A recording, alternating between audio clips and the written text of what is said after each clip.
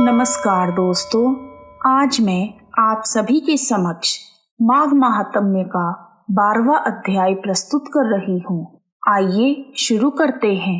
बोलो बांके बिहारी लाल की जय। जय श्री कृष्णा।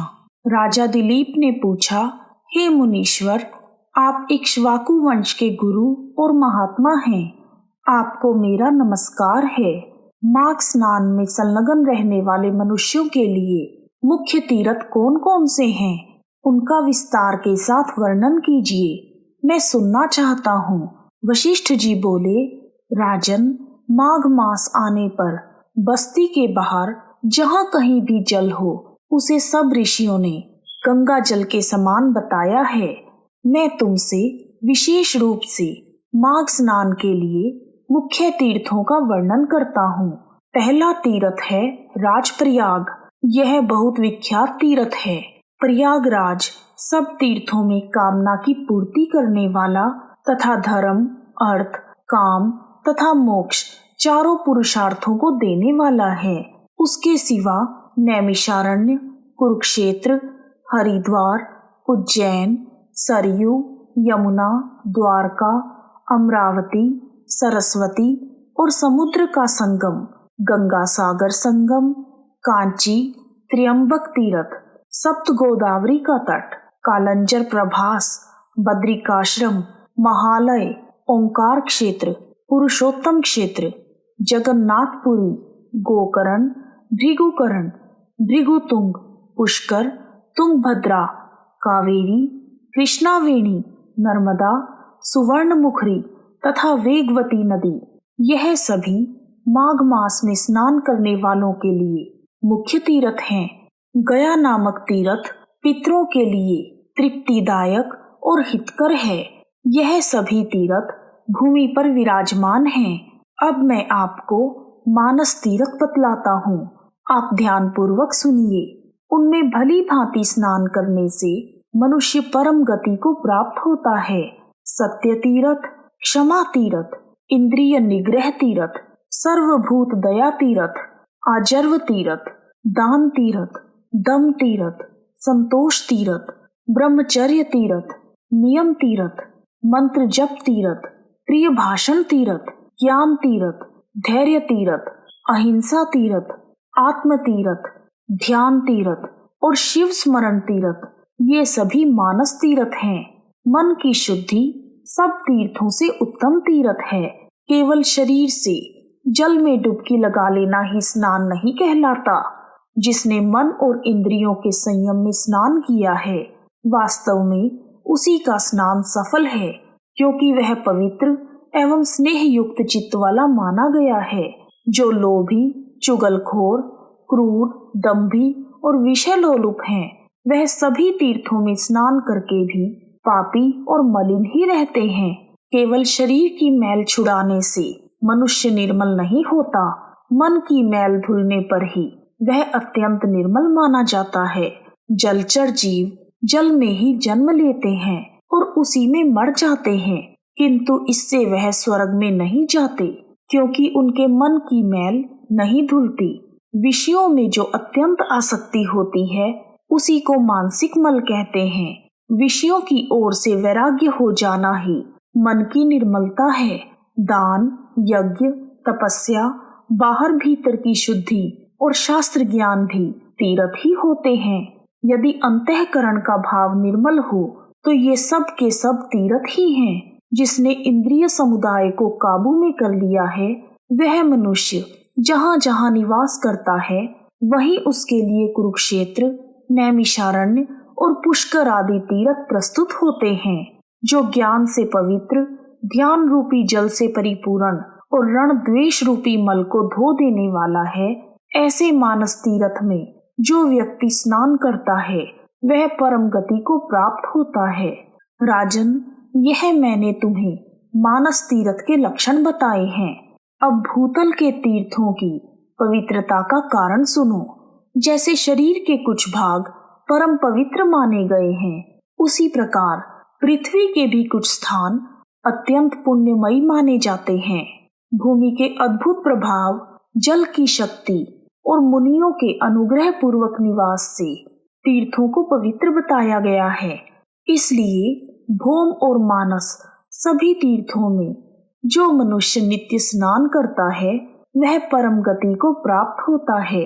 प्रचुर दक्षिणा वाले अग्निष्टोम आदि यज्ञों से यज्ञ करके भी मनुष्य उस फल को नहीं पाता जो उसे तीर्थों में जाने से प्राप्त होता है, जिसके दोनों हाथ, दोनों पैर और मन भली भांति काबू में हो तथा जो विद्या, तप और कीर्ति से संपन्न हो, वह तीर्थ के फल का भागी होता है।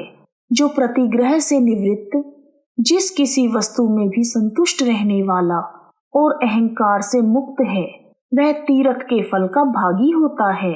श्रद्धा पूर्वक एकाग्रचित होकर तीर्थों की यात्रा करने वाला धीर पुरुष कृतघ्न हो तो भी शुद्ध हो जाता है। फिर जो शुद्ध कर्म करता है उसकी तो बात ही क्या है।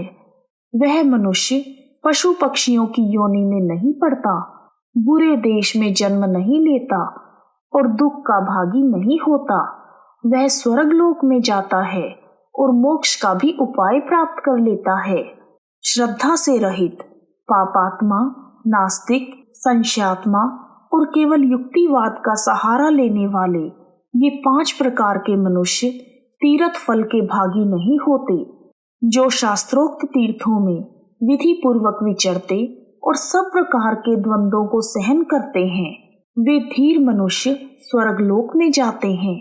तीर्थ में अधर्य और आवाहन के बिना ही श्राद्ध करना चाहिए।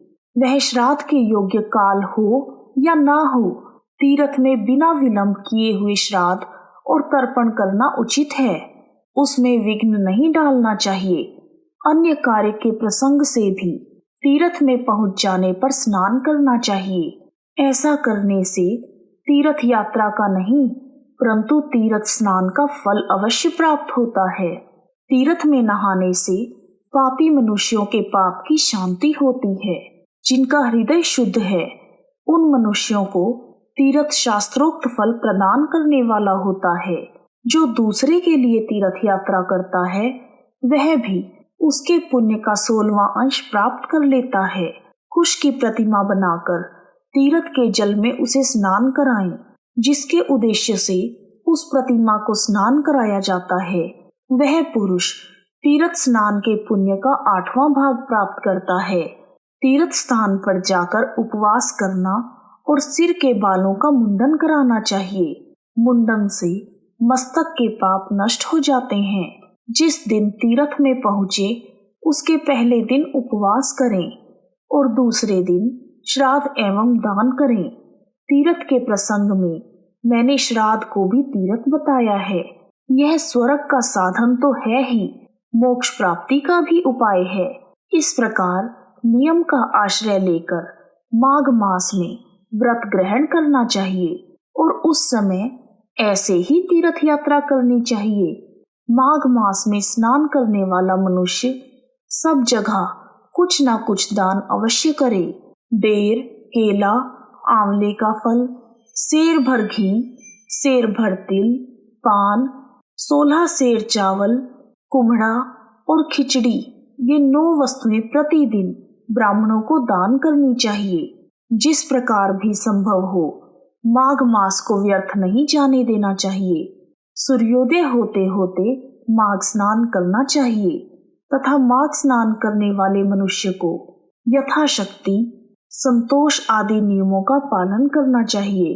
विशेष रूप से ब्राह्मणों और साधु सन्यासियों को पकवान का भोजन कराना चाहिए। जाड़े का कष्ट दूर करने के लिए सूखे काठ का दान करें। रुई भरा हुआ अंगा, शैया, गद्दा, यज्ञोपवीत, लाल वस्त्र, रुईदार रजाई, जायफल, लौंग, बहुत से पान, विचित्र विचित्र कंबल, हवा से बचाने वाले गृह, मुलायम जूते और सुगंधित उपटन का दान करें।